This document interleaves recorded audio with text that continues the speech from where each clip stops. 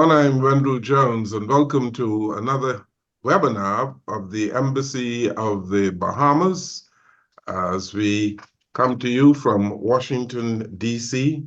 It is my pleasure to conduct a series of conversations with members of the Bahamian diaspora.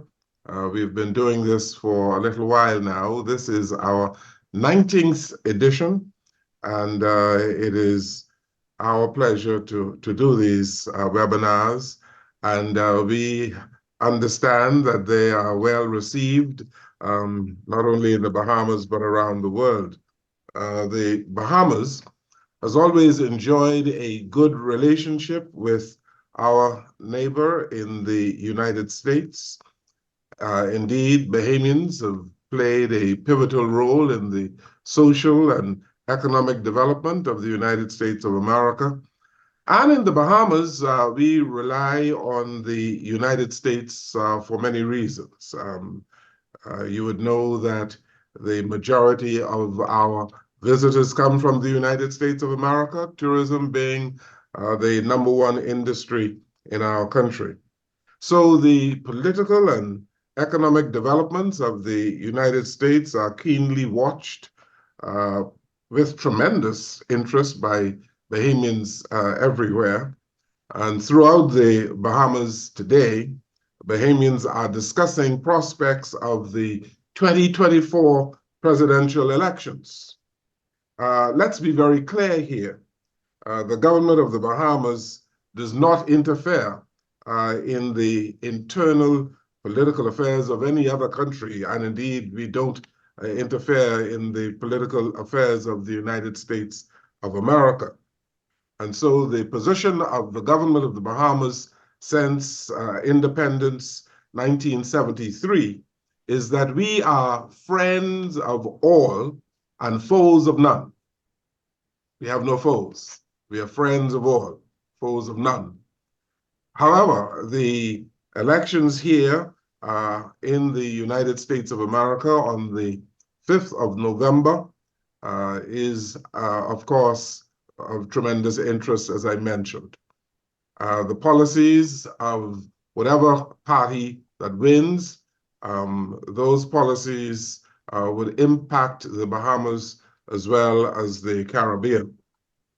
And so today we have a well-qualified panel to discuss the US elections and what it portends for the Bahamas. Joining us today are Yolanda Cash Jackson. She is a shareholder of a very important legal entity here in the United States. She is going to introduce herself more properly in a minute, as would all the other panelists. We have Dr. Michelle Wallace-Renshaw, who is out of Tennessee from Strategic Technology Solutions Change. He's a manager there in Tennessee. Mr. Ruban Roberts from RER Consulting Enterprise. He too is out of Florida. Dr. Michelle A. Dallas. She is a doctor dealing with dental surgery and general dentistry out of Florida as well. And Mr. Giovanni Moss, Director of Disaster Management, and he is with a firm ICF Remote out of Florida.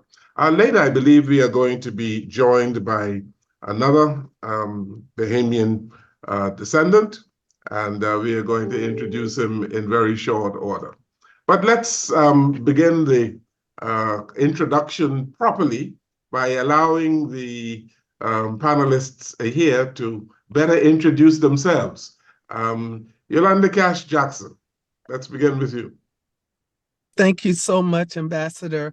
I'm Yolanda Cash Jackson, and although I was not born in the Bahamas, I am Bahamian by birth on both sides. I have my Lutheran side and I have my Exuma side. And my folks came very early to the United States, 1905 and 1908, respectively. But since that time, our family has remained split between the Bahamas and mainly South Florida. Some went to New York. And I was actually raised and educated in Miami and have remained in Florida, having attended the University of Florida twice, undergrad in public relations and then a law degree. I now have practiced now for 32 years. It doesn't seem like that. First in litigation and now in government relations and affairs. And am so excited about this conversation that we're having today. Very good. Dr. Michelle Wallace-Rancher. Thank you, and good afternoon to you, Sir Excellency, and of course, all of our other panelists. Good afternoon to you. It's so great to meet each of you. This is an important conversation that we're having today, and I'm so honored to be here also. I am a native Bahamian, born and raised in Nassau, Bahamas, left the Bahamas for undergraduate in Ohio, and I've been living and working in the US for almost 30 years and working in the technology sector. I currently serve the great state of Tennessee as the change manager. My role is to manage applications across the entire state. And so I am watching tentatively with bated breath what's happening in our elections, not only at the federal level, but also at the state government level. As a technology change agent, we are always waiting to see policies and procedures and programs that can possibly impact the lives of citizens. And so the security of our state is definitely at risk. And we are always watching and see what's going to be happening. As a native Bahamian, I'm always looking out to see what's going to be happening with the lives of other immigrants. And so I also wear that little bit of hat too. But apart from my change agent role here in state government, I also have written the state's AI policy and governance protocols. So that the future of what's going to be happening next is also in my purview. But most of all, good afternoon to each of you. Dr. Dallas. Yes, good afternoon, everyone. It is a pleasure to be a part of this presentation. I am Michelle Dallas. I'm a graduate of Georgetown University and Howard University, Washington, D.C. I've enjoyed 25 plus years here in my hometown of Fort Lauderdale, practicing dentistry. Recently, I wrote, directed, and produced an award-winning film, Crossing the Waters, the Impact of Bahamian Pioneers in South Florida. This documentary was inspired by my growing up in South Florida and having loving godparents and good neighbors who were Bahamians. So I was exposed to the Bahamas at a very young age. One of the best kept secrets is revealing the vast contributions that the Bahamas has made to South Florida and the United States. As we know, here in South Florida, the proximity of the Bahamas is pretty close. And as early as 1792, there were Bahamians here, pioneers that were making a difference to South Florida. Even as early as 1800, they were here. And then, of course, we know the contract between the United States and the Bahamas in 1943. And of course, that went on for what, 2 decades? I think to 1966 is when that contract ended. But over the years, the Bahamas and the United States have had shared ties for many, many years. Very good. Mr. Roberts?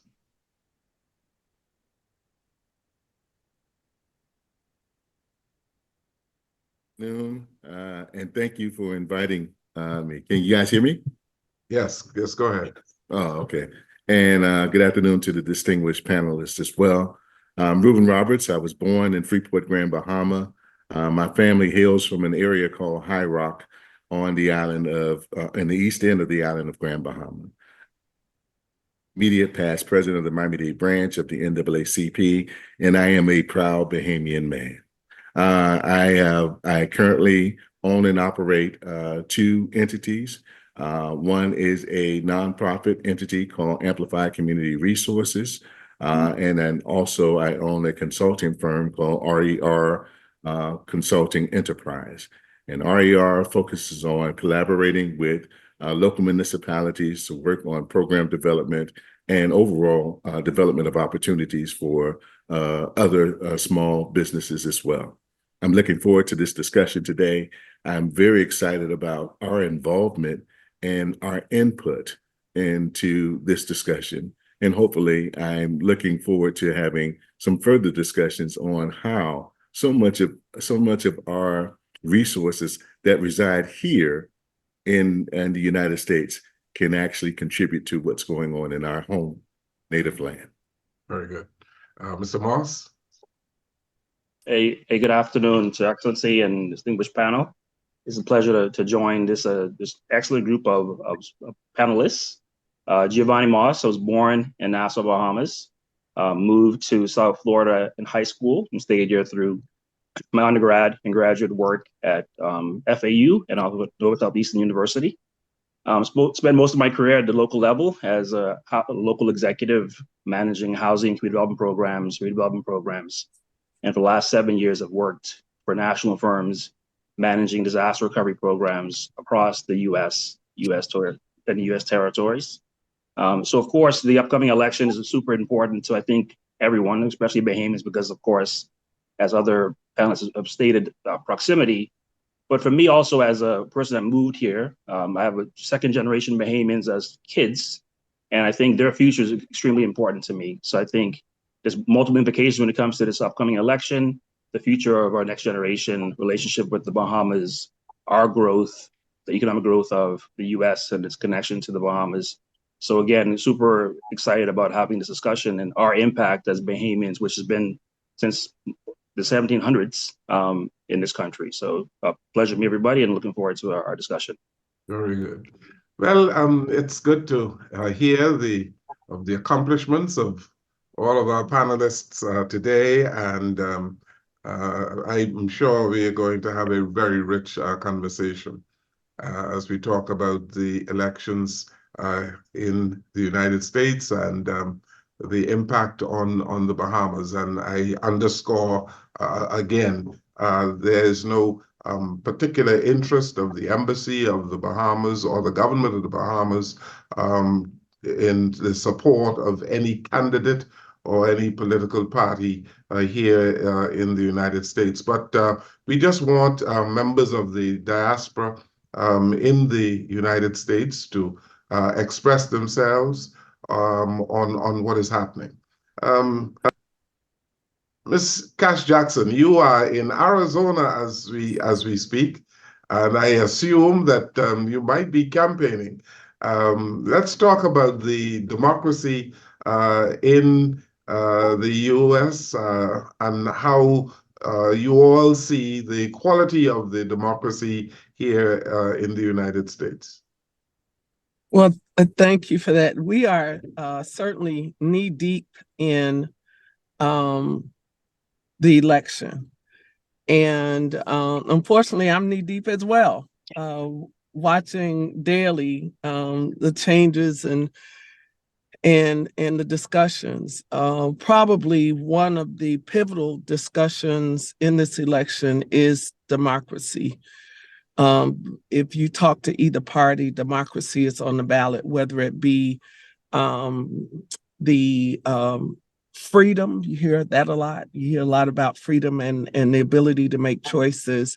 In fact, here in Florida, we have 2 constitutional amendments that do talk about freedom. One is reproductive rights, and the other, well, there are a number, but the main ones, reproductive rights and marijuana, both under the guise of freedom and democracy. So democracy is on the ballot. A lot of talk about the power of the executive branch, a lot of comparisons to governments of autocracy, a very different discussion that I think that we've had, that I've seen in my lifetime. I voted for the first time in 1976. I'm telling my age. And the discussion it's much different now. And we would have in the United States, like many other governments have had, the first woman. And that has created another discussion about democracy and who should be able to serve and who is not only willing, but has the ability to serve. So qualified. I could go on and on because I live in this space. So happy to talk more about that. But democracy is on the ballot. Yes, sir. Well, you all can pitch in the conversation whenever you wish, even without my directing questions to you directly. But let me go to Ms. Rancher. This is the land of the free and home of the brave, as we have heard over the many decades. You feel free and you feel that the democracy is alive and well in the United States, don't you? There are many persons who would definitely question what freedom looks like to many, and whether there is the same access to qualities and just opportunities that everybody has. There is a lack of equity. There's a lack of equity in the Bahamas also, so we really have to be honest in that conversation. But Ms. Yolanda Cash Jackson just alluded to the fact that when we're talking about women being in the forefront of the conversation, women being qualified, and women being given the opportunity, I don't think anybody gives anybody anything. You have to earn, you have to demonstrate, you have to show up, and you have to participate in the conversation. And so when we're talking about elections and we're talking about democracy, I think the most important thing is that we talk about access, that we speak clearly and loudly about the importance of participation. And so the only way that we know how to participate in any electoral process, first of all, is to be educated, to be informed, and then also to be registered to vote. So whether you are in the US, whether you are in the Bahamas, if you're not registered to vote, really and truly, it doesn't matter how well informed you are, because unfortunately your vote doesn't count because you aren't able to cast it. And so when you have the ability to register, you are informed and you stay informed. There's a saying that says you don't have to get ready if you stay ready. That's right. Right now, we are actually in a very interesting time in history. Dr. Dallas spoke about the importance of recognizing how much representation the Bahamas and Bahamians have brought to this country since the 1700s. We are now in 2024, and there are many persons who would like to ignore that rich wealth of history. There are many persons who would like to completely erase the fact that we are not new to this country. We are by no means new to this dynamic. We are not new. This is actually a part of our ancestral experience, that we have always come into spaces. Maybe if you are the only, like I typically am the only woman, the only person of color, maybe the only person who was born in my generation, the only person who has my kind of accent, the only person who wears this shade of lipstick.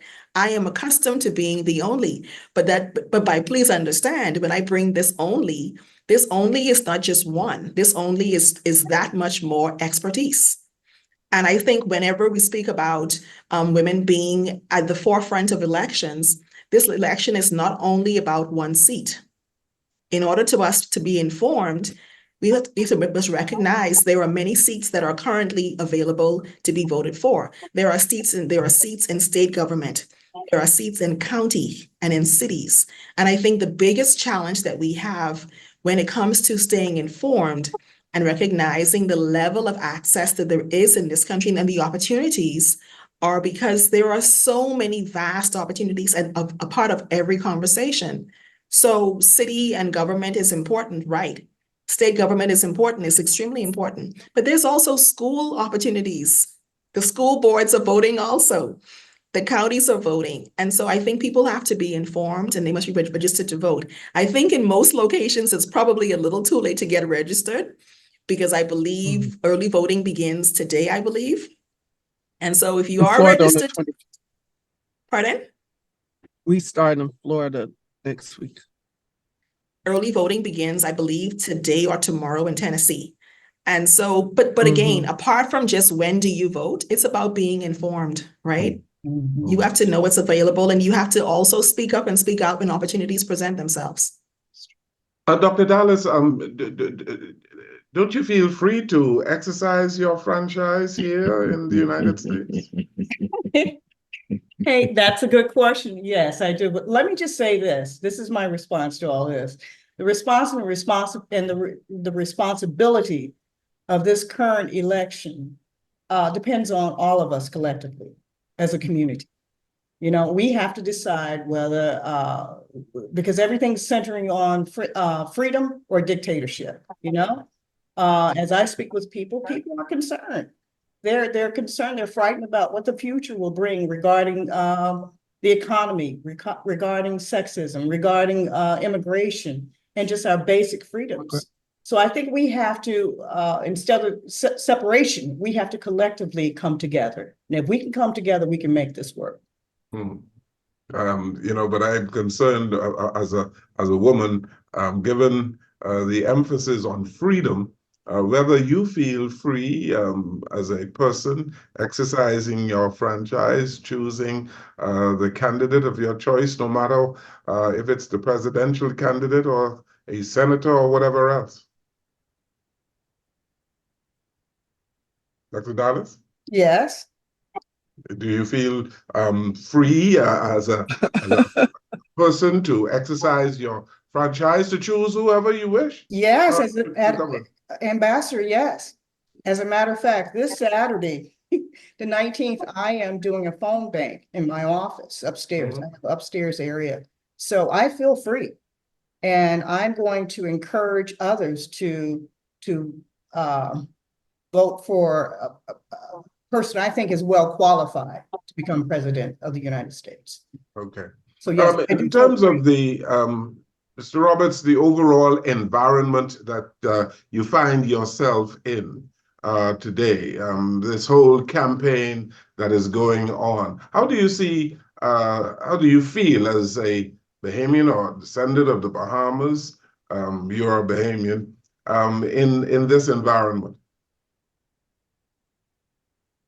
Oh, first, allow me to respond to the freedom question. Okay. And so I want to say that I don't think any of us are free. I think we're free-ish, if there is such a word. If not, I'll invoke my Don King moment to use that word, free-ish. And the reason being is, you know, there's an old saying is that the man that has the gold makes the rules. So even though we have a system in the Bahamas, we have a parliamentary system, and in this system, we have our system of government here. And we see that there are supposed to be checks and balances. But when you get the word from the executive, from the legal branch, that the commander-in-chief, as long as they're commander-in-chief, has the ability to do whatever they choose to do, and as long as they're making an action in that capacity of commander-in-chief, well, then it throws out that whole concept of being free. It throws out that whole concept of equality. It throws out that whole concept of just having the liberties under justice. And that the justice is blind theory, if you will. Mm-hmm. So I just want to share with you that puts into question being free. Because right now, if the commander-in-chief decided to say, if you were not born in this country, you can no longer live here, then I would be sent summarily home. So am I free? I may have certain liberties, but am I truly free? Again, when you have legislative bodies who are stating to women what they can and cannot do to their bodies for their medical health, that sort of thing, when you have a country that is built off of a nation of immigrants, but you want to deprive certain groups of people from entering into the country, and you allow other groups to come in. Again, it puts into question freedom. And so when we talk about that, Now, I just want to share that, but I know you had another question. If you can restate it real quick so I can answer that. No, I just wanted to know how you felt about the overall environment in which you are operating now, the mood of the country, and in terms of the election campaign. Well, the mood of the country is we're divided here in this country. And it's becoming apparently clear that there's a great divide. And the divide is for a number of reasons. As you know, globally, people of color outnumber people who are of Caucasoid descents, if you will. But what's happening here in this country is that number is dwindling. And in about another 10, 15 years, you're going to see that folks who are Anglo are not going to be the majority anymore. And I think that what we have a sense of, and we got a clear sense of that after having the leadership of our first Black male president, was there was a resentment after the fact, even though the economy was doing better, even though the job numbers got better, but just to have the leadership of a person of color was problematic. And then we got a president that folks wanted to support, but not so much about policies, not so much about any of those things, but just simply someone that can rule a nation that looks like the majority of the people at that time. I think we're entering into this same thing now, where we have not only a person of color, but a woman. And even though we've had the likes of Margaret Thatcher and other female rulers throughout the world, the United States have never had their commander-in-chief be a female, let alone a female of color. And I think that we're really struggling with understanding and imagining what that looks like. No matter what the person's policies are, no matter what the person says, no matter what the credentials are, and they've proven themselves to be the best possible person to be in leadership position at this time, questions arise that makes absolutely no sense, where the opponent seems to be decompensating and continues to get a high percentage of the support. And you have to ask yourself, why is that? What is the motivational force behind that? And then once you dissect it, then you can understand again why I use the term free-ish and why we talk about, just the status of where we are in 2024. When we go back and we use terms that are considered degrading, when we allow folks who are supposed to represent us to use language that we would never allow our children or grandchildren to use. We would never support that in our households. But then we find it acceptable. When I say we, some of the general public here, at least almost half of them, allow. And so again, that clearly gives you a picture of our status as to where we are today in this country. And as Bahamians or Bahamian descents living in this country, just understand that affects us tremendously as well, because our status is solely dependent on whoever is in power and their acceptance of us as a people living and residing in this country. Okay, Mr. Moss, same question for you, sir. Let's talk a little bit about freedom and as you see it in the United States today, and do you feel free to exercise your franchise? And generally, let's talk too about the mood of the country from your perspective. Yeah, I think I would agree with my fellow panelists that I do have a level of controlled freedom. So the term I'm going to coin is called free-ish.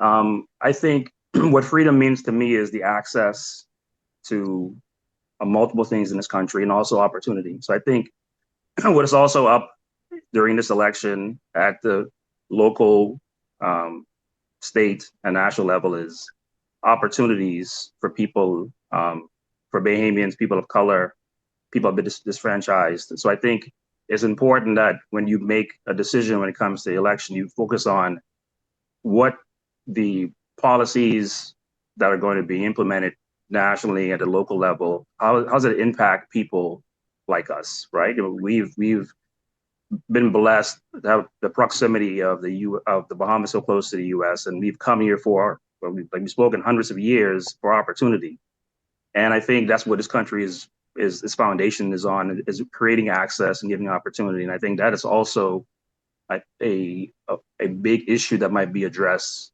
as it relates to immigration in this country, right? Because we're considered, even though we've been here, we've built part of this country, we've been an integral part of the foundation, we were still considered to be immigrants. And we want to be able to provide that same level of access and opportunity for the next generation, for employment, for jobs, for education. As far as me, I think, again, my focus coming from the Bahamas and coming here as a young man is I felt that I had a great opportunity to be able to access great opportunities, and I want that same thing for my kids. So I think, my concern is more about what the next level of the leaders look at as far as my kids, as far as what the opportunities will they be able to have in this country from an educational standpoint, to be able to afford a home, to be able to travel, to be able to have their own reproductive rights. So I think it's tough. I think sometimes I feel extremely free. I feel blessed to be in a country that gives me opportunity to be able to excel and work hard to be able to achieve things and take care of my family. And other times I turn the TV on and I'm just concerned about what's going on. So I think, we all have an opportunity to be able to cast our vote, to be able to continue to be able to provide the same level of privileges that past generations worked for and are still working for the future. So I guess, it's tough to provide a definitive answer on how I feel. I think that's kind of like, it's a daily thing. It's based on the occurrences, but I think, we have to make a decision on our leaders to ensure that they provide us, like I'll reiterate, the access and opportunity that we deserve in this country. Let's talk a little bit here about race relations in the United States. And Dr. Rancher, you think there is an improvement in race relations? Is it improving or is it not improving? When you ask the question of improvement, sir, my first question would be to counter the question with improvement based on what? Based on when? Well, you tell me. You live in the United States, you work here. You tell me Yes. whether or not you see an improvement in race relations. Do you think you are, in terms of egalitarianism, do you find it to be working throughout this society? Depends on a lot of things. Giovanni Moss just alluded to it's a day by day thing. There are some days when I feel as if I could climb Empire State Building because I am just a rock star in my skin. And then there are other times when I'm extremely cautious. I have children, I have I have sons and I have daughters. And so there are times when I'm extremely cautious because we have television and we have social media. I know the music of Kendrick Lamar that says they not like us. And so I'm very aware of that. Again, as an immigrant, I'm always first and foremost aware that I have an accent. I've never sounded any other way. I like to joke amongst friends and say I have no Asian blood. I can see clearly. You can hear me on the voice. I have sunshine in my voice, absolutely. But I've also chosen to work in a technology sector. I chose an academic industry that is extremely male dominated. That is extremely, that is not the blackest of industries. I did live in Atlanta for a period of time, and that is Chocolate City for a reason. That's why it's called that. But I now don't live in that city. And so I think race relations depends on any given day. I do know I was very keenly aware of the presidential election of 2016. I was living in Cleveland, Ohio, when President Barack Obama was voted in. I remember that election day very clearly. Election day 2008 was a very interesting day. A lot of my colleagues were not very pleased and happy. I went home. My husband was in Iraq at that time, and I remember having very mixed emotions. I was, first of all, afraid for his family, his wife and his daughters. I was very concerned for their well-being. The Secret Service does their job. They do their thing, absolutely. But I'm also old enough to remember and see the movie Selma. My children and I have crossed the Evan Pettus Bridge in Alabama. So I'm not that far removed from the civil rights era. I was born in the 1970s in the Bahamas. And so my husband often reminds me that, well, when you're from the Bahamas, you really don't really get a good understanding of what race relations are. But I told him very explicitly, I didn't know I was Black. And I always knew I was Black, obviously, but I didn't know what it meant in this context until undergrad. And then it was like, oh, okay, this helps me to understand this context a little bit differently. I had spent my entire life in the Bahamas, going to and from West Palm Beach, Florida, and Nassau, Bahamas, Freeport, Grand Bahama in the summers. I had a very idyllic childhood where most people looked like me, shopped in the same grocery store, got their hair pressed on Saturday evening for Sunday morning church. That was a normal in my experience. But moving to the US for undergrad in a predominantly white community, I soon learned that I looked different. My favorite author is Chimamanda Ngozi Adichie, the Nigerian author, and she speaks about the danger of a single thought, the danger of a single story. In Central Ohio in the 1990s, when I went to undergrad, people would ask me questions about the Bahamas because clearly they were not our tourism market. And so many of them had never been to the Bahamas. And so they had what I thought was the strangest of questions about what our housing was like and what did we eat. And I thought it was interesting that in the Bahamas, I knew everything there was about them, and they knew nothing about me, nothing about what was normal to me. Yeah. And that was a conversation of race. It is a conversation about societal differences and societal norms. But I come to know that people are people regardless of where they live, regardless of what they look like. People are people. I recognize that when I do what I do professionally, academically, that there will always be someone that will always question why I am where I am or why I am sitting in a certain seat. I've had persons ask me pointedly, well, how did you get there and who do you know? Well, I always reminded my daddy was a civil servant. My mommy is a civil servant in the Bahamas. I don't know people with a silver spoon. I have gotten where I am by the grace of God, absolutely. But also it's hard work and determination. It is also asking questions and being a lifelong learner. But I believe that race has been an impediment in my journey in this country. People tend to look at you differently. They have certain expectations, many of which I can't change. But I also know I do insist to my children, and I had a conversation with my daughter just yesterday, that we never have to shrink because of who we are. This is who you look like. This is how you look. This is how you move. This is the way that God made you. You never have to shrink. We have more ingenuity. We have more innovation. We have more incredible ideas in our pinky fingers than most people will ever dream to have. We throw away ideas, we throw away phrases. We can turn a phrase like nobody's business because of who we are. Now, if people don't always want to accept that, you know what? That's their problem. That's their challenge. That's their concern. Let me ask you all then, Yolanda, Cash Jackson, you feel discriminated against in the United States because of the color of your skin?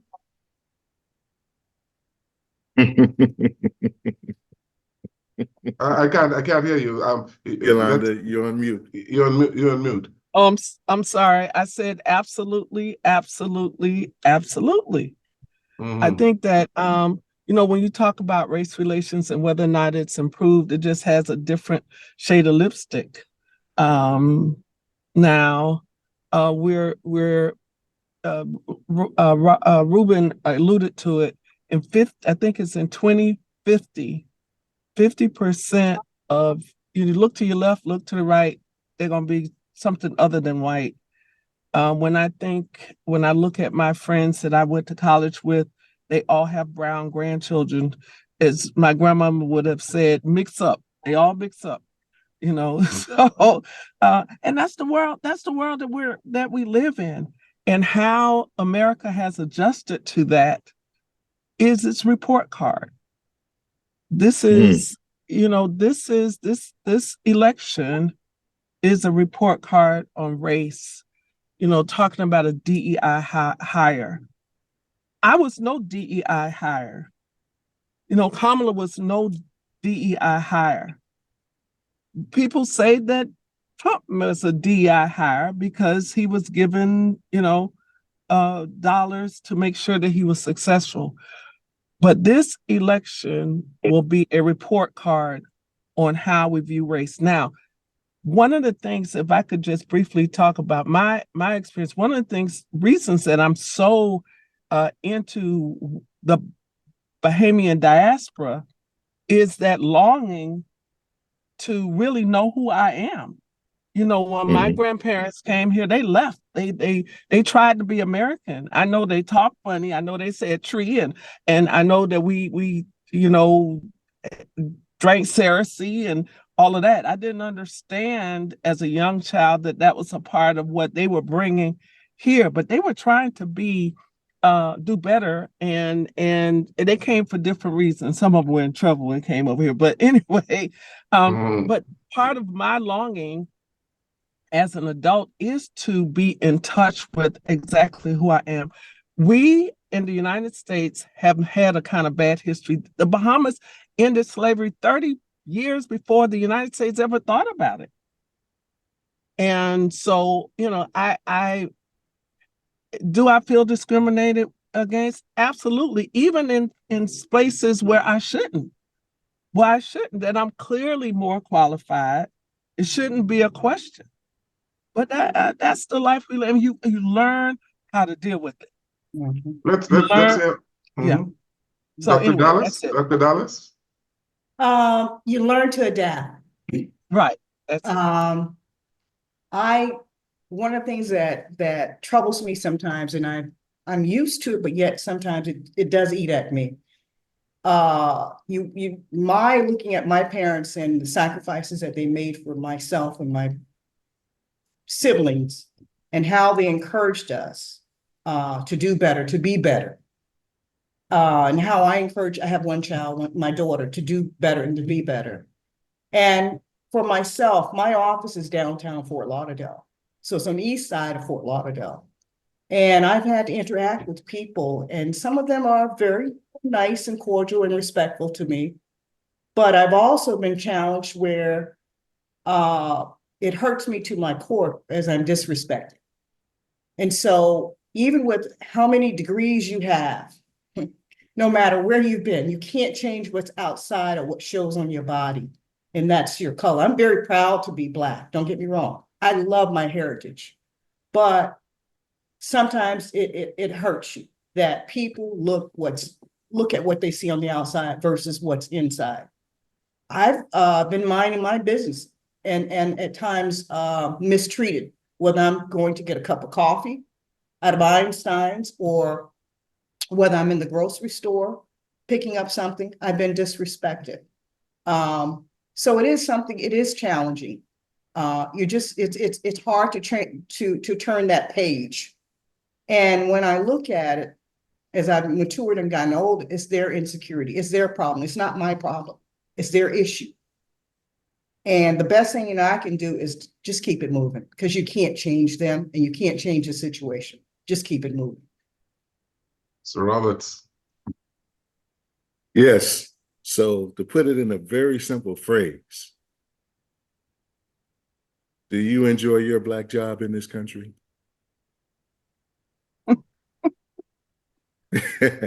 Not sure if you understand what I mean, but those who know, they understand exactly what I mean.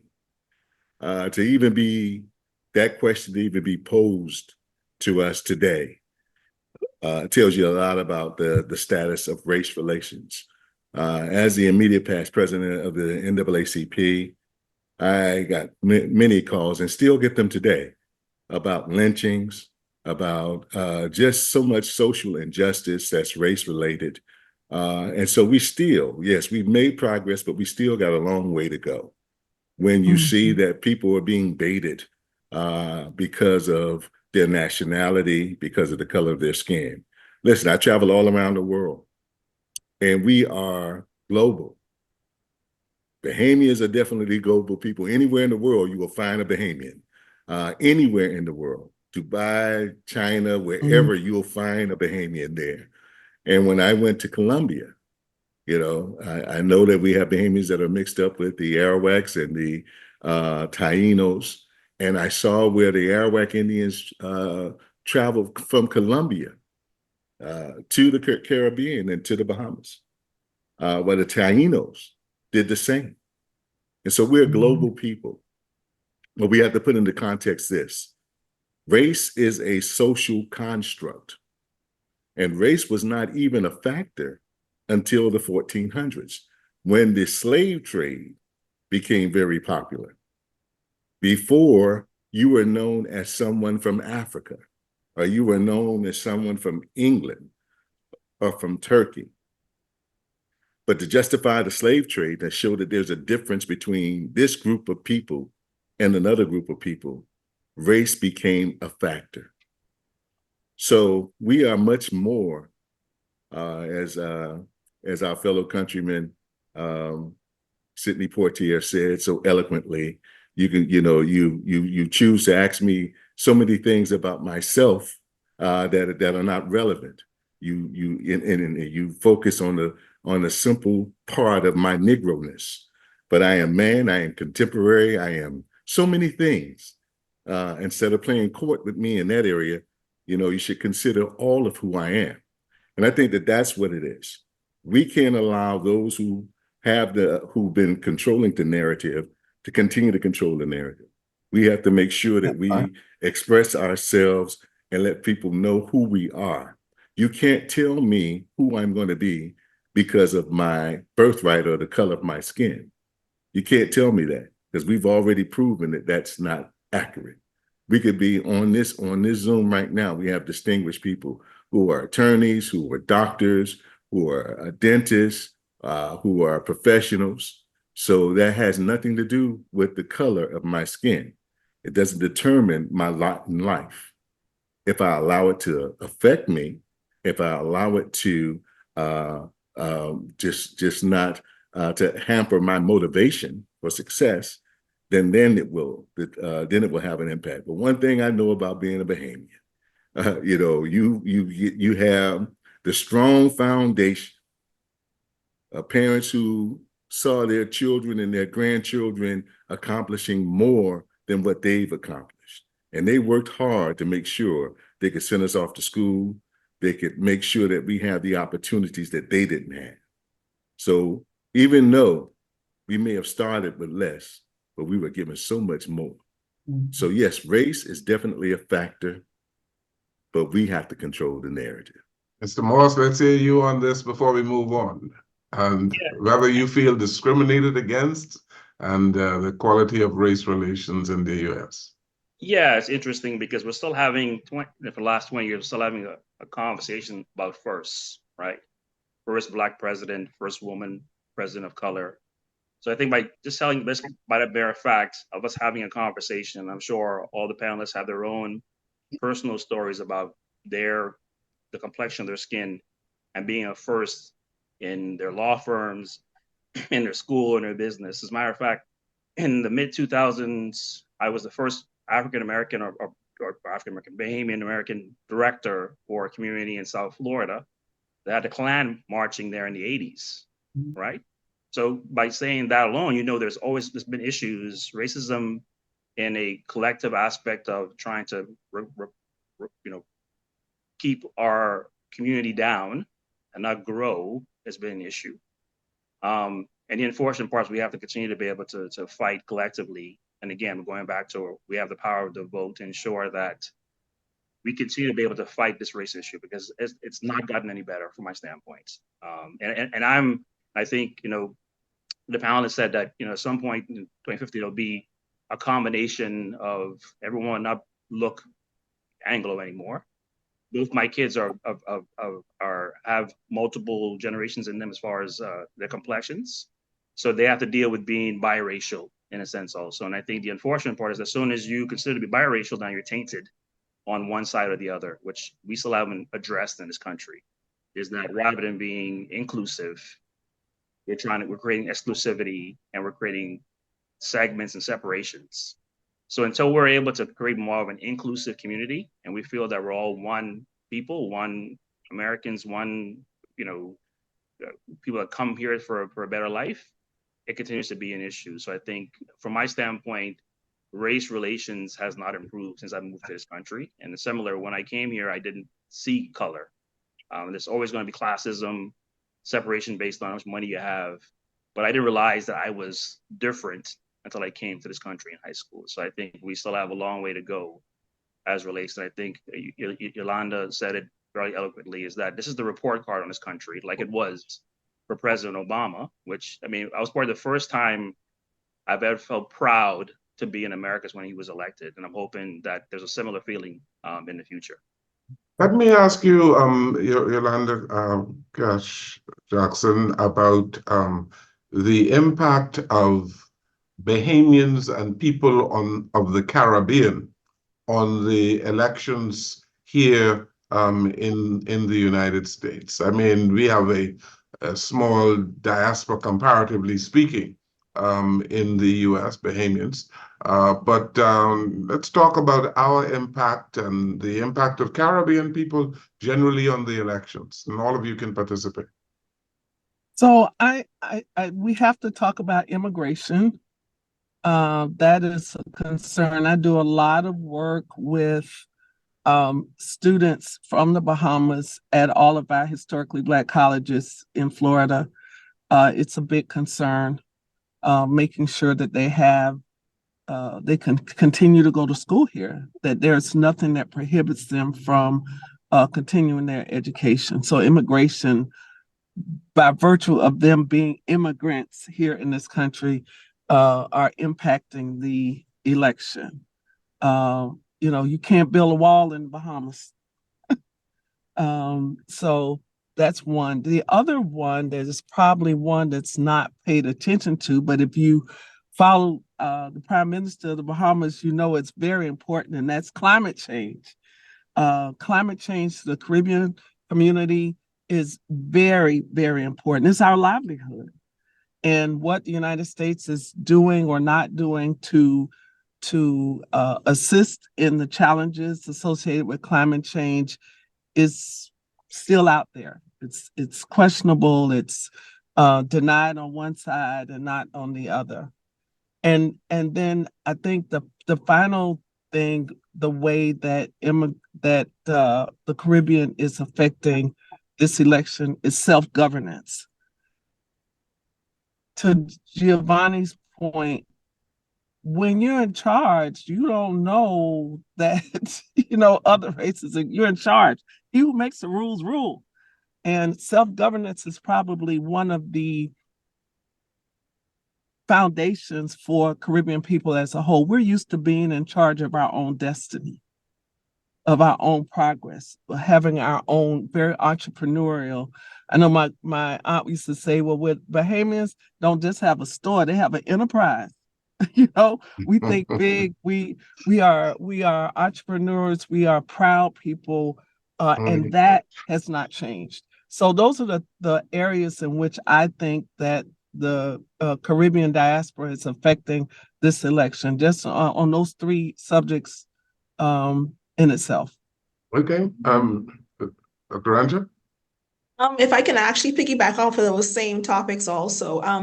In the state of Tennessee, I know most of you have seen on the news reports what is the impact of Hurricane Helene and how Hurricane Helene left the Caribbean region and literally descended over the state of Tennessee and other states also. But the state of Tennessee is still giving alerts in terms of the impact on those citizens who were obviously ill-prepared, had never maybe experienced a hurricane in their life. They didn't know how to buy corned beef in the can. They didn't know how to batten down the hatches as we know in the Bahamas. And as such, not to make light of it, But to me, I felt as if this is an opportunity for this part of the world to recognize something what Bahamians and other Caribbean nationals have been experiencing for generations. And so perhaps now they will lend their support in terms of federal funds to say, listen, we need to go ahead and make certain that the Caribbean is more shored up, that in the wake of such other storms in the future, that the funding and that the resources are not slow and a slow trickle, but actually come in a more I guess, responsive manner. It seems as if I've always heard the question of why don't those people evacuate? Well, when you live on an island that's 21 miles long, or regardless of how long your island is in the Bahamas, there typically is no place to evacuate to. You go to the nearest church, you may go to wherever NEMA has a place that's dedicated for evacuation for your community, but it's not as if you can evacuate the entire island. And so for the first time, this part of the country finally saw some of the impact with the Bahamas and the Caribbean has seen for generations. And so I'm hoping that the discussion about climate change and the discussion around change in industry that impacts the climate will actually be more at the forefront in the current, in the next administration. The next thought is that, again, I am an immigrant. And I'm always proud to see Bahamian students going to study and expanding their horizons academically. And as we just heard, there are Bahamian students who are concerned because the laws and the policies may just change. Funding will change at universities. That could definitely impact generations of Bahamians. And as we know, education is always at the forefront of Bahamians' mindset. We're all about industry. But I have to go back to the point about the importance of being ready to vote and being a part of that conversation, being a true participant. My journey as a Bahamian began long before the Bahamas became a nation in 1973. My grandparents and my parents chose to vote for majority rule. And so when we're thinking about voting, whether it's in the Bahamas or voting in the US, it is imperative that we think about voting not just for ourselves in those policies and in those programs, but also for our grandchildren. You know, Giovanni mentioned his children. I have children in school also. They are unable to vote, but I have neighbors and I always implore to them, it's not just about what is going to impact your life today. It's what's going to impact the next generation and even the next generation. Like I said, because my parents and my grandparents took voting so seriously is why when I was born, I had a Bahamian passport. Had they not voted for Bahamian majority rule, then I don't imagine what my life would be like today. I would have born in colonialism, but I was born in majority rule because my parents chose to vote. And so it is imperative that people remember not only what you need today, but what your children may need tomorrow and what the next generation and even other children who you might not even know about. What the next generation needs is who you're voting for, because democracy tells us it is not only about today, it is what's going to happen years down the line that can impact not only our lives today, but the future.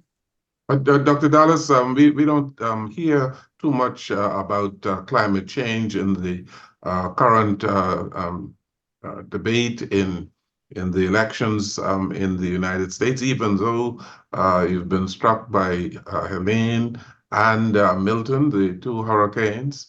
You don't hear too much about what the various parties are proposing with respect to climate change. Let's talk about information, whether or not we hear about low information, we hear about disinformation. Are the voters getting the information that they ought to be getting to vote properly in these elections? Ambassador, I don't know very much about climate change. Excuse my voice. I don't know very much about climate change, and you're very much correct in that a lot is not being made of it. I think there are other entities that we're focusing on, at least the politicians, in their strive to become elected. But climate change is very important, especially here in South Florida, and as recently as the hurricane and storms up in Tennessee.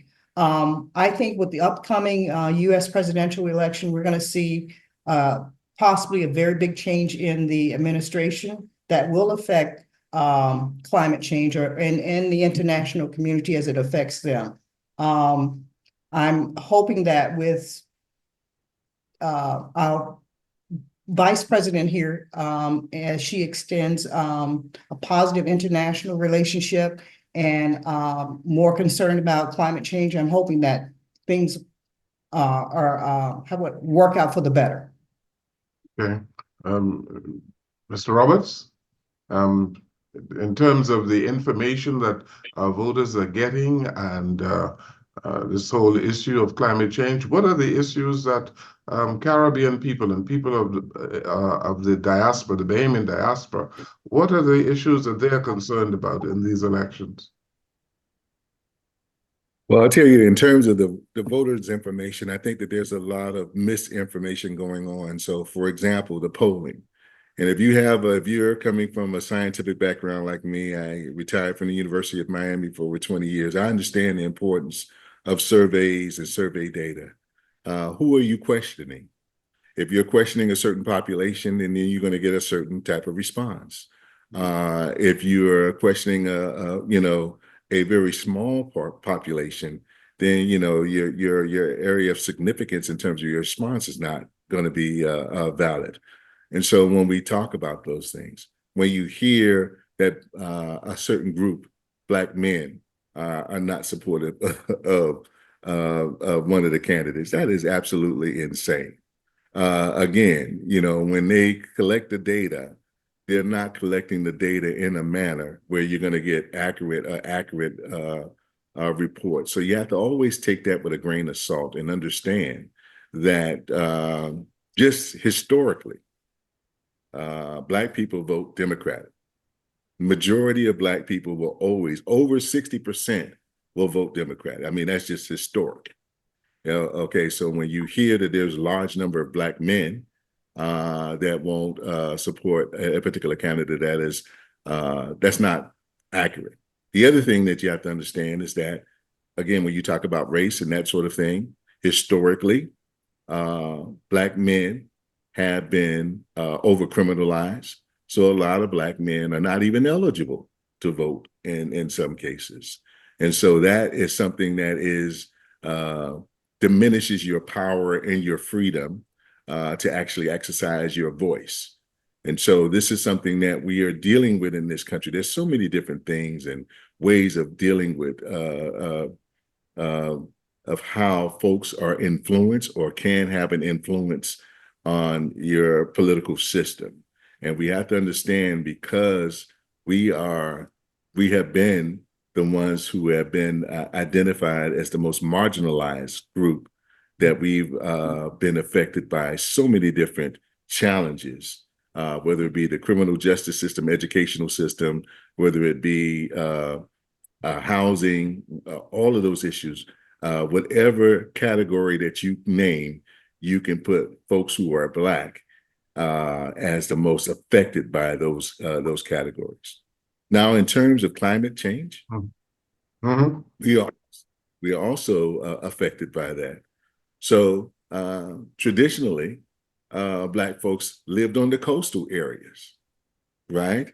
And then what happened was they did the gentrification was happening for a while. And so what happens is that you had folks that realized, wow, this is prime property. You have property by the water and that sort of thing. So they moved us inland. And inland in South Florida, the land is higher. So you're not prone to floods.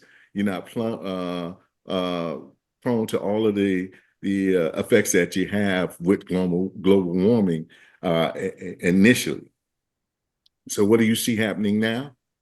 Folks who were on the coastal area are wanting to move back inland, so they don't have to deal with the floods when the storms come and that sort of thing. And so again, we're being affected by it. Those communities that have been historically Black for ages now are now changing. And so you see people being bought out, people are being displaced and actually moved out of their communities altogether. So this global warming has multiple effects. There's also a racial component to this gentrification and the movement as a result of global warming.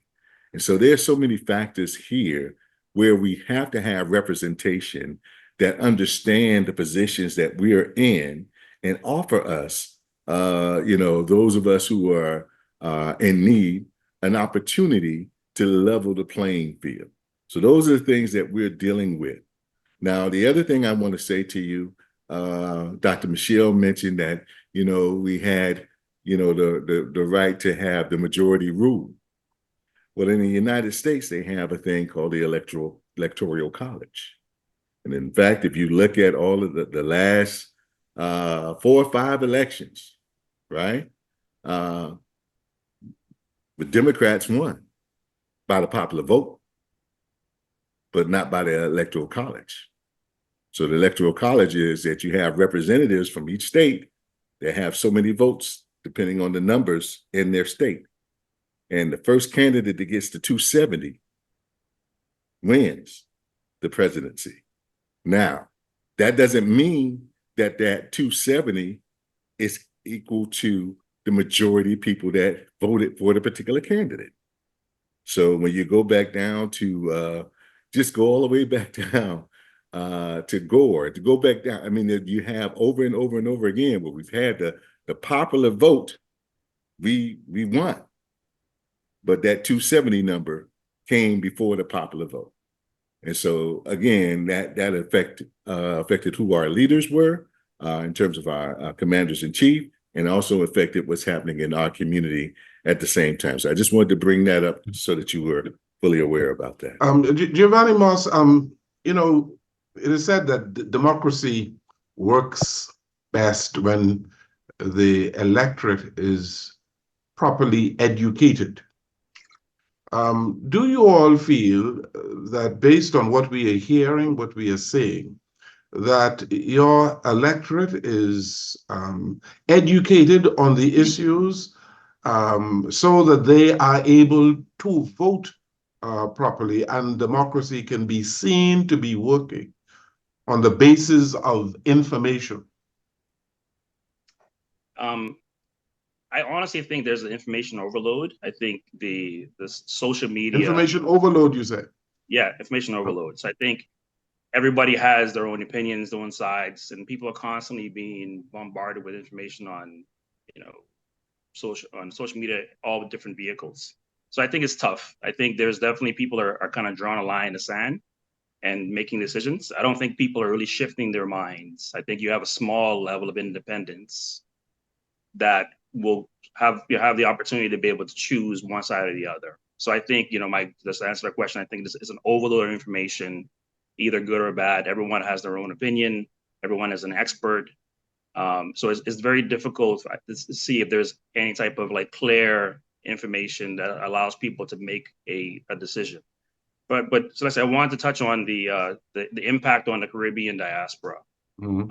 And I think this is something that's kind of a curveball into the discussion. I think that we also need to ensure that there's a preservation of the Caribbean culture. I'm sure all of us, especially once educated or spent time living inside the U.S., have friends that are from different Caribbean islands, either Jamaica, Haiti, Barbados, and so forth. And I've felt that there's been similar hijack of Caribbean heritage in a sense. That's who we are.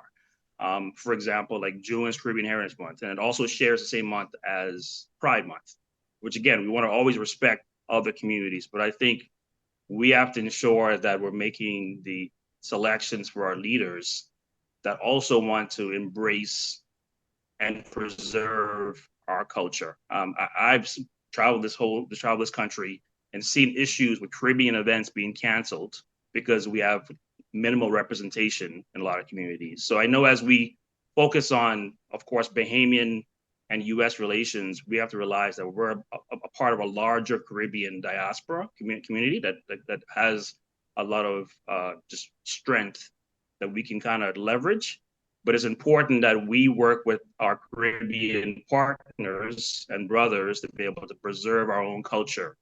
One of the things that happens to me, I hate it the most, is when I talk to second and third generation Bahamians and they say, my people from the Bahamas.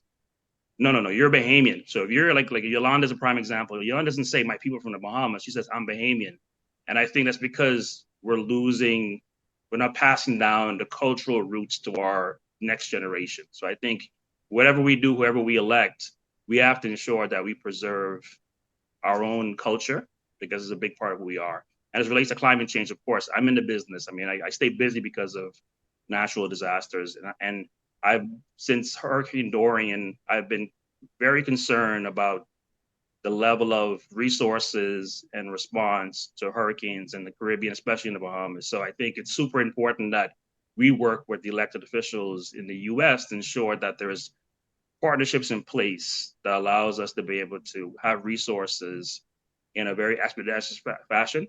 But additional, because we're living on an island, there might become a point where we have to relocate. I hate to have kind of a doomsday scenario, but if a category 2, 3, 4, 5 ever comes up to Central Bahamas, we have nowhere to go. So we have to ensure that we have the right relationships to ensure that our people have somewhere to go as we rebuild our country. So I think that's also a very imperative, initiative that we have to focus on in the future, regardless of who's elected.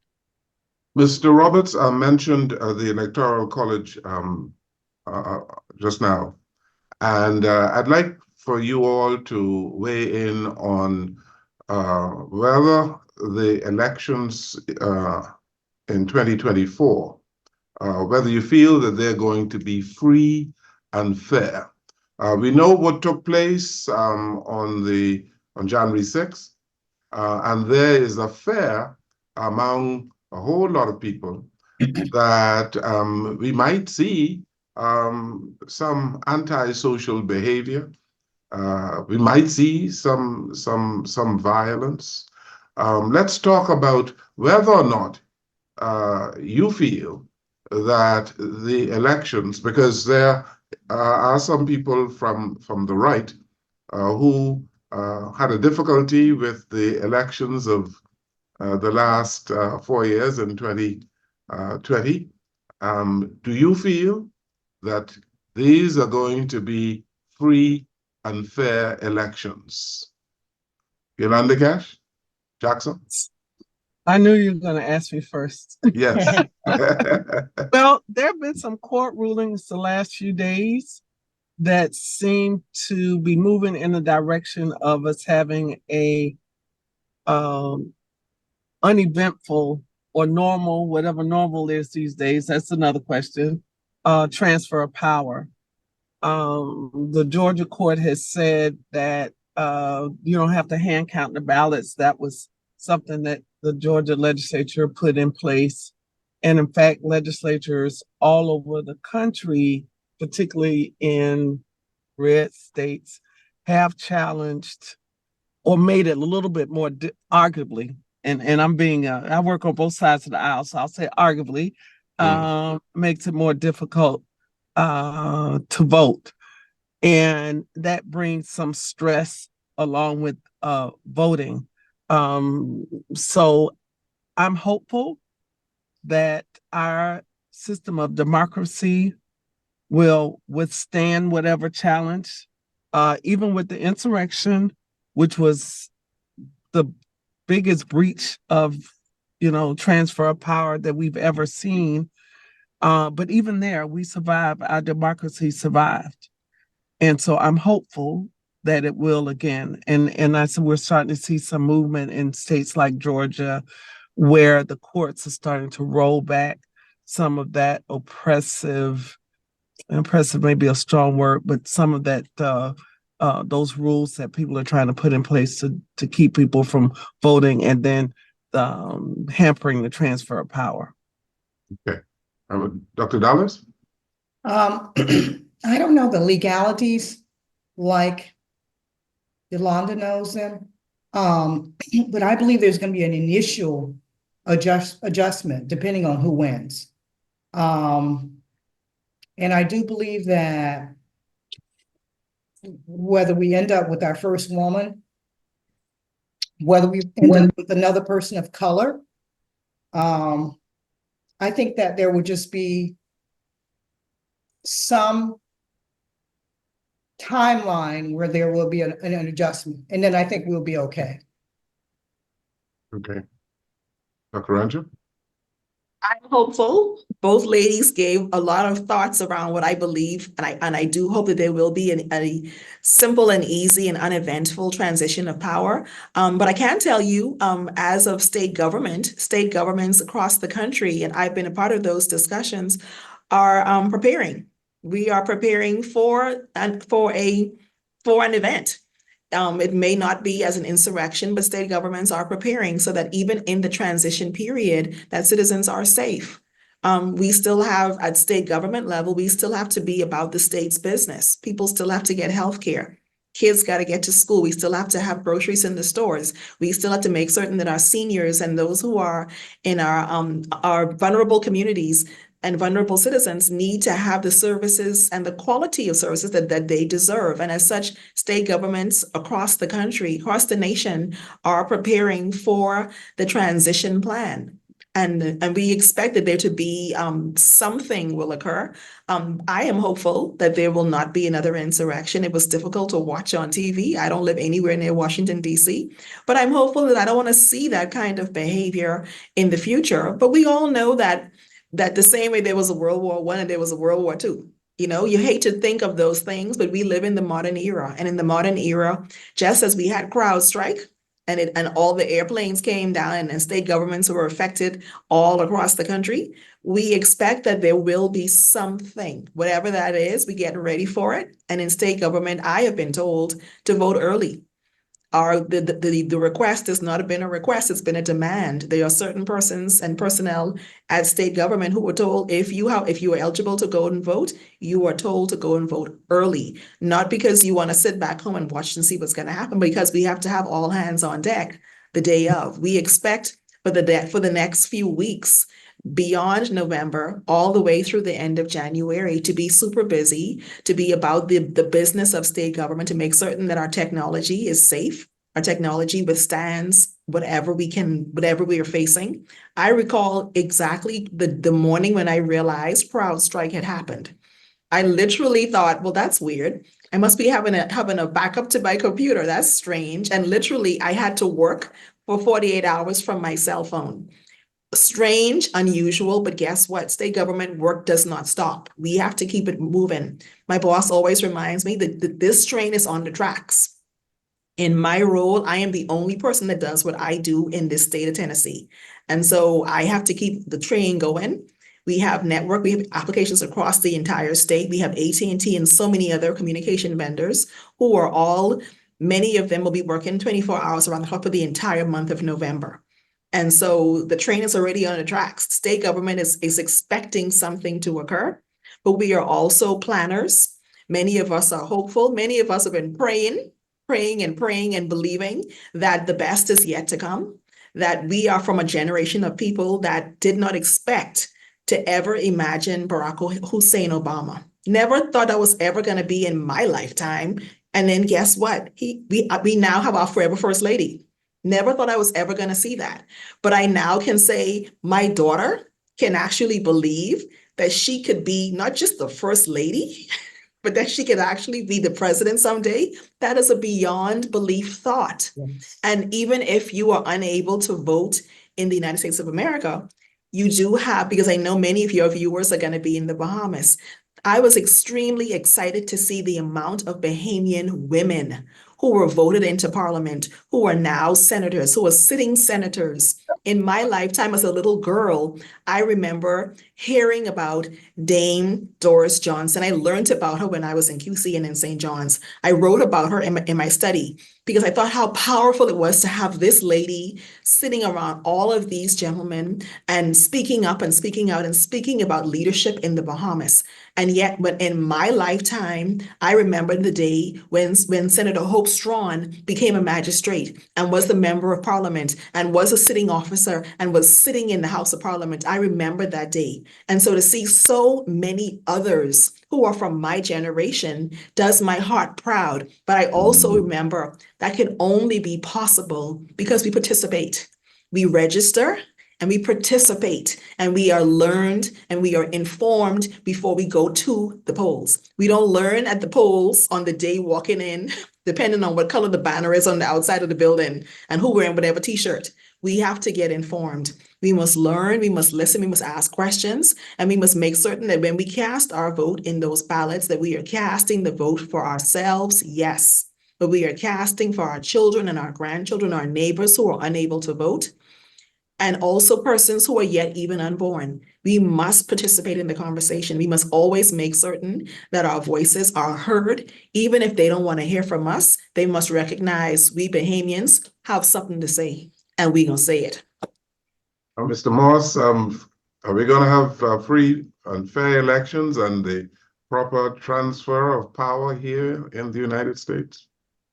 I mean, I think similar to my fellow panelists, I'm hopeful. I mean, I am always impressed with the level of preparation at the federal and state level when it comes to security. And I think because of the most recent assassination attempts, there's a higher alert in regards to that. How the populace and the people that are completely you come out? opposed to whoever wins, how they react. You know, hopefully we can kind of address that moving forward, and hopefully there's no major issues. But I think both the federal and state government agencies and even local agencies will be on high alert, and they will take the necessary precautions to make sure that they can at least control any type of issues moving forward. So again, I stay hopeful that there's no major issues, but we'll see when the time comes. Mr. Roberts? So listen, one of the things that we have to be mindful of is simply this. The incumbent is someone that I think that will make sure, incumbent president will make sure that the federal government will be safe this time around. Now, the thing that we have to be mindful of is the election has to be certified. The Speaker of the House is someone that may throw a monkey wrench in that plan. So we still have to be mindful of the fact that even if the Democrats are elected in, or they reach that number for the Electoral College first, that you still have to certify the elections. And there's several strategies and schemes that are already underfoot to try to thwart those efforts. But what I do believe is that, as was mentioned by Dr. Michelle and Yolanda Cash Jackson, that there are definitely some movements already to protect the results. But we have to be mindful that they're still a way. Now, in terms of insurrection, I don't think that they will have that liberty to do that this time because of who we have in office now. And there may be some things that may happen in some red states that possibly can happen. But I just think that in terms of that. Now, I want you to also know when you talk about free and fair elections. So there's always been some sorts of election interference or poll taxes or that sort of thing that we've always dealt with. Here in the state of Florida, folks who have not voted, and I think 3 or 4 consecutive elections have been purged from the voters' rolls. Some folks who feel that they have their voters' registration card and they feel that they are eligible to vote are not eligible to vote. So we've done a lot of voter education that explain to folks that they need to check their status. And not only that, as you age, sometimes your signature change.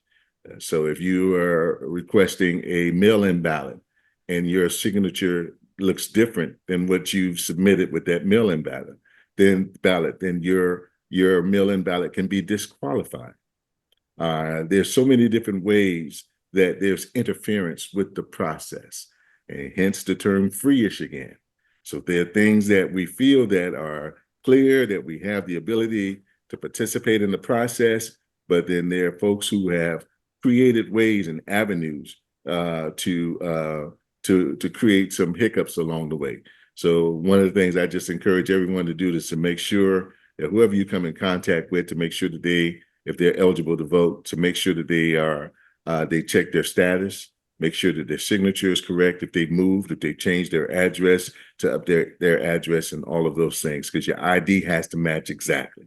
So those are the things that are real issues that we're dealing with.